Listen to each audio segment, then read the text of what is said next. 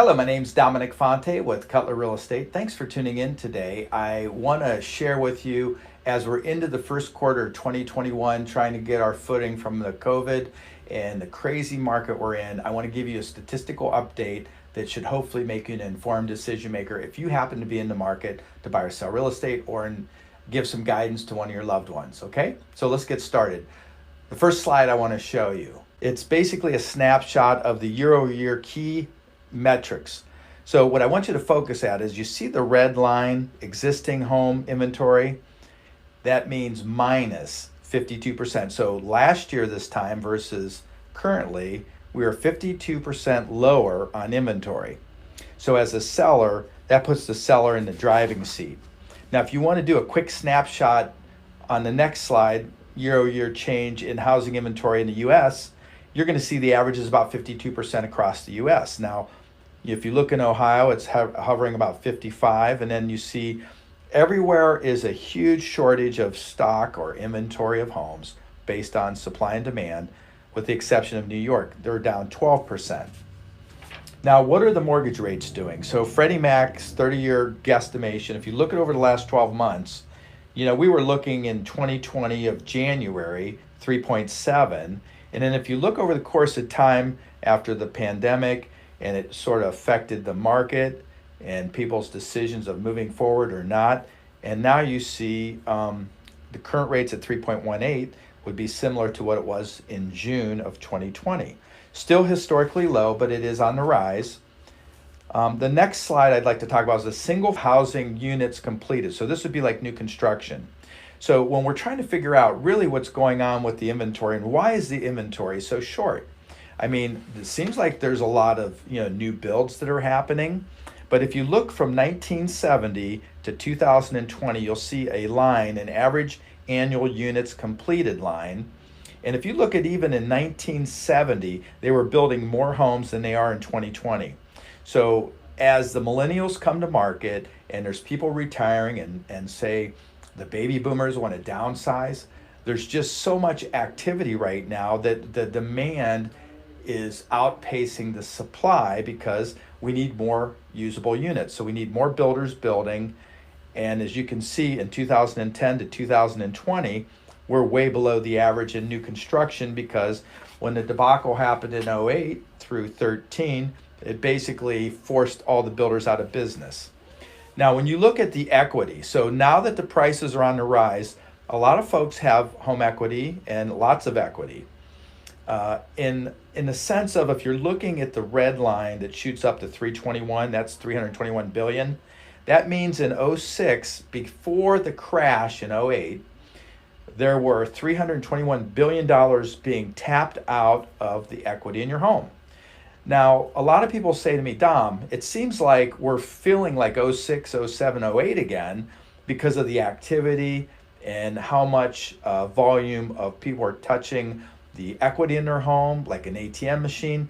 But then when you look at 2020, you have 153 billion in the blue that's being tapped out of the home, okay? So that means we're substantially lower, even though there's a spike in activity in 2020, because I think people are realizing that there's a lot more equity in their home. And what's happening in our local market, and this is across the country, but in Ohio, we're seeing an average of 4.5 offers to 5 offers, and in some cases 15 offers for every home that hits the market. Now, I think when you do the highs and the lows, the average is 4.1 in February, but as we're heating up into the Black Friday of shopping for real estate, you're seeing April, May, and June, so we're now into April. The market has heated up so much that we're seeing multiple offers, 7, 8, 10, 15 offers per property. So now what does that do? It makes it frustrating for the buyers and the agents trying to secure these homes, even paying over 100% of value. So it's a challenging time. And so if you want to know more about how to position yourself to be able to leverage your buying and selling experience, feel free to reach out to me anytime or your own agent if you happen to have one. Now, some people say, Dom, I feel a little bit like this is reminding me of '06, '07, and '08. And that's a horrible thing to think about. But when you compare the annual price appreciation leading up to '08, and again, look at this graph, in red, you got 2002 until 2005. So you're looking at an average of 10.3% appreciation. Whereas leading up to 2020, 17 to 2020, which would be the blue graph, we're averaging 6.3. Now you see in 2020 a big spike, and again, that's because we have no inventory. So that's creating a lot of anxiety right now in the marketplace. And with the historic low rates, people are really trying to make some decisions, and they're paying a premium at this time. So what about the default risk of the mortgage between 1999 and 2020? So I don't know if you remember, but leading up to '08, where everything imploded, like the movie The Big Short, if you watch that, that'll pretty much show you what happened.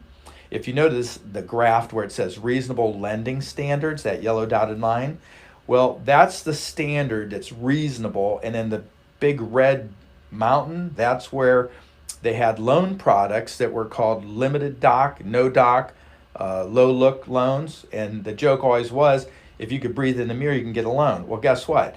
Those days are long, long gone. So if you look at 2008, where everything crashed, and then look forward as you're going down the graph all the way to 2020, you could see the reasonable lending practices are way more conservative, and it's a lot harder to get a loan. You got to have skin in the game, got to have a job, got to have down payment.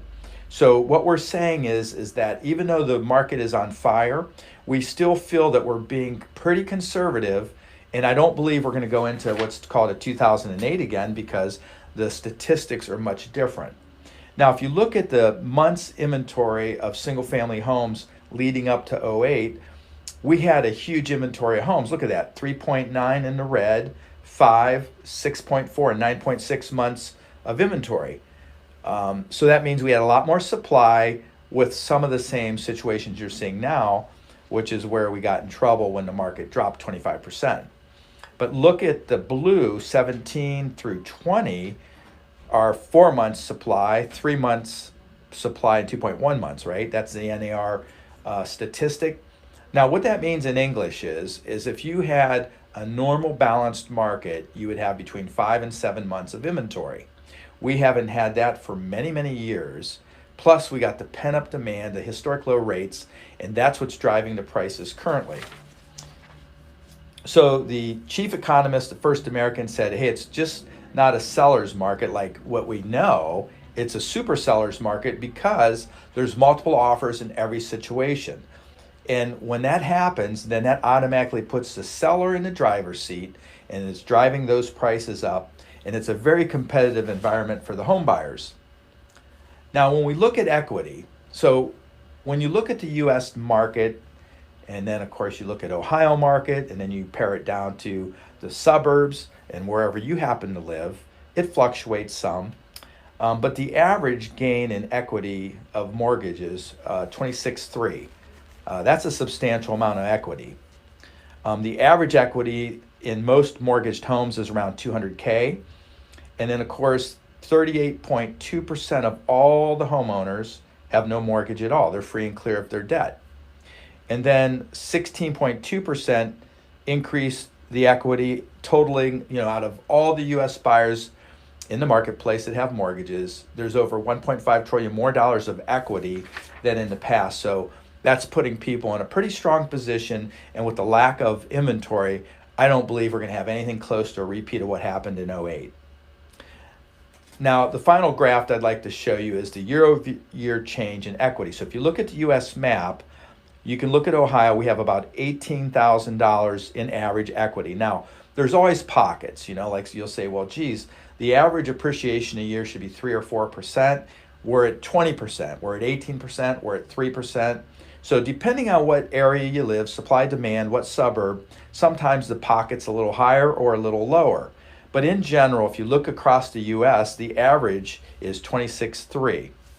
So that's quite a bit of equity as we move forward. So in closing, I'd like to say, this is a lot of details to digest, but I always find that if you're informed and you understand what's happening. Now, in my 33 years of doing real estate, helping buyers and sellers, over 2,300 families, it's important to stay up to date on what the current market's doing in your backyard. Not what's happening in the headlines or in California or Florida, but what's happening in your neck of the woods. Because if you're informed, you're going to be able to make smart decisions. Now, I used to say a few years ago that the market shifts every 2 or 3 months. Well, now it's weekly. So you got to stay really on top of that. So if you have further questions, you can either reach out to me or your agent. If you'd like to know more, feel free to call me, Dominic Fonte, at 330-418-1535. Or if you'd like, I have over 300 five-star reviews you can check out. If you want to know what you would experience if you worked with me, go to www.dominicfonte.com. Or if you just want to shoot me an email, just go to dominic@dominicfonte.com. And I appreciate you tuning in. I hope you gained some knowledge from this, because an informed decision maker is a happy decision maker. Thank you.